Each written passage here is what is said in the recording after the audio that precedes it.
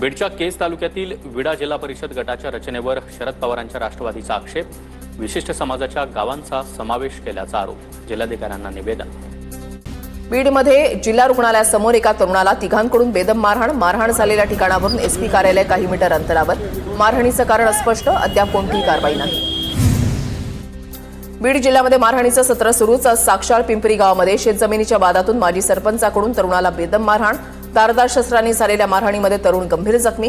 तरुणावर अतिदक्षता विभागामध्ये उपचार सुरू। बीडच्या माजलगाव नगरपालिकेच्या मुख्याधिकाऱ्याला 6 लाखांची लाच घेताना रंगेहात अटक। छत्रपती संभाजीनगरच्या एसीबी विभागाची माजलगावमध्ये कारवाई। परळीमधील वैजनाथ मंदिर परिसरामध्ये भूमाफियांचं अतिक्रमण, मंदिरामधल्या पुजाऱ्यांचा आरोप, तर भूमाफियानं मंदिराच्या जमिनीवर घर बांधल्याचाही दावा। शासनानं याकडे दखल द्यावी अशी पुजाऱ्यांची मागणी।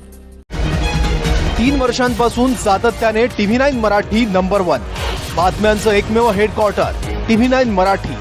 आता डीडी फ्री डिशवर चॅनल क्रमांक 68 वर उपलब्ध।